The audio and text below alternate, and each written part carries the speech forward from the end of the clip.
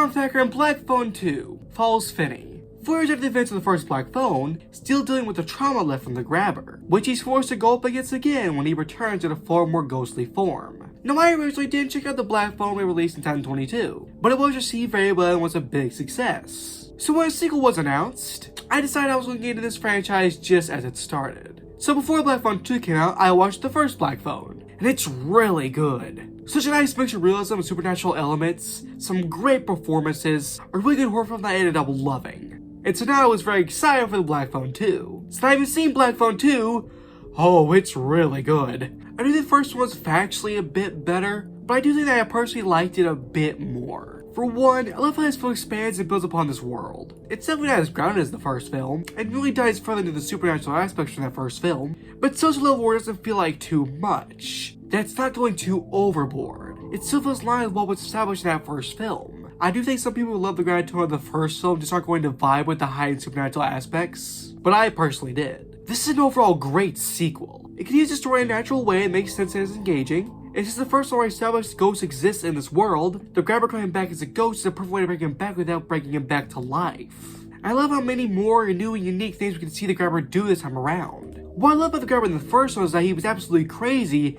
but had almost a sense of normality that made him legitimately scary.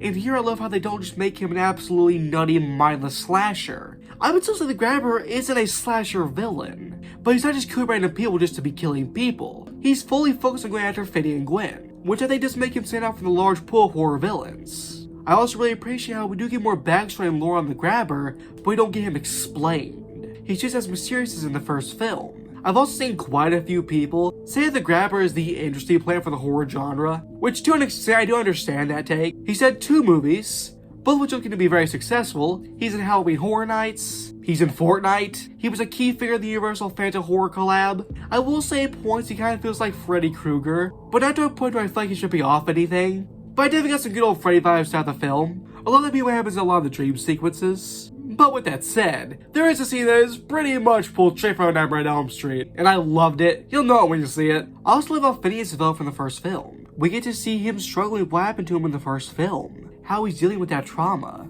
Although I would say he does take a step back to his sister Gwen. She was an important part of the first film, but that story was 100% focused on Finney. But here it's pretty much the opposite. We still get a lot of focus on Finney, he's still very important, but I would say that Gwen is more the main focus, and I don't mind that. I think some of their characters is very interesting. She's an overall very engaging character that I didn't mind following at all. I also like the new setting of the religious camp. For one, it's obviously a nice contrast with the grabber, but also this film is snowy, and I'm a big sucker for snowy horror films. There's not enough of them, and I always love when we get one.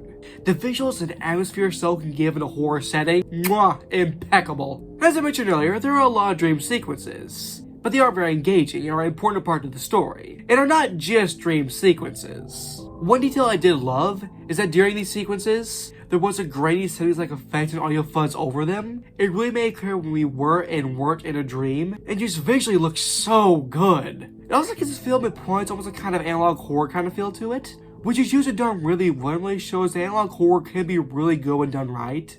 So overall, I love Black Phone 2. It's really good and I highly recommend it. This is a very promising horror franchise. Also, if you enjoy this film, you should like subscribing. But I guess for now, bye, Thacker.